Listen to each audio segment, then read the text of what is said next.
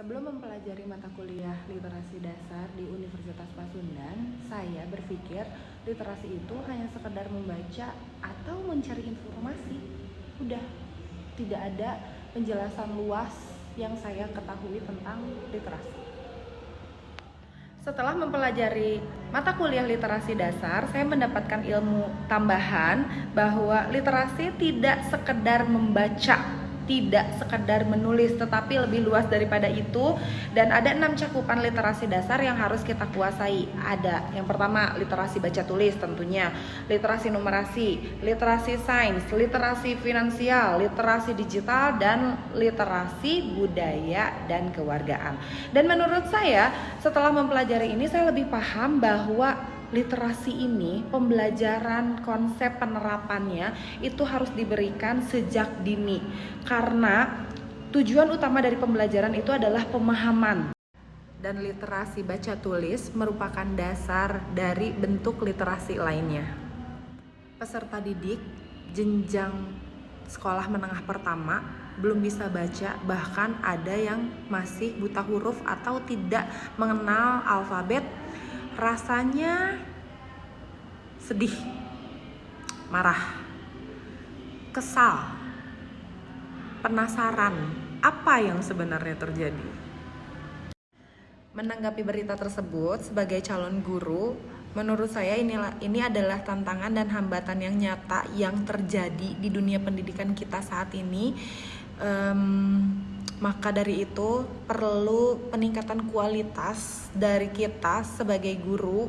Pertama adalah memahami bahwa membaca dan menulis adalah dasar dari segala jenis literasi yang harus dipahami oleh peserta didik.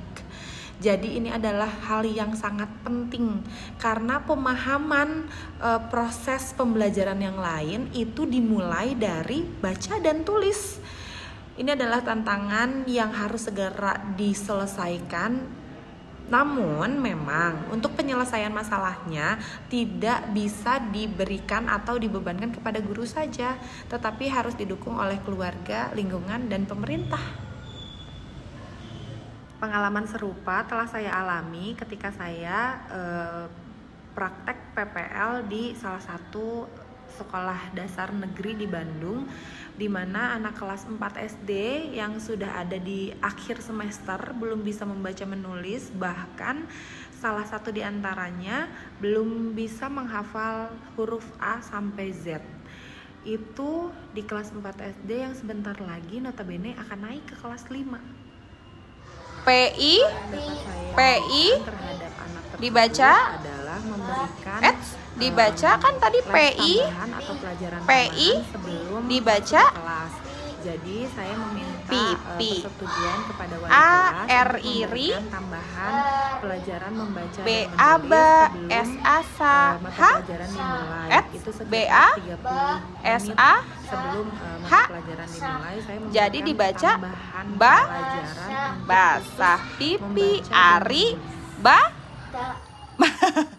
Menurut saya, kita sebagai guru harus bisa memperhatikan setiap peserta didik agar dapat menguasai kemampuan membaca menulis sebelum mereka memahami atau melanjutkan materi pembelajaran yang lainnya. Karena untuk menyerap informasi dan materi yang rumit itu perlu pemahaman di membaca dan menulisnya terlebih dahulu. Jadi menurut saya membaca dan menulis adalah dasar yang harus dimiliki oleh peserta didik, dan kita sebagai guru harus menguatkan dasar tersebut.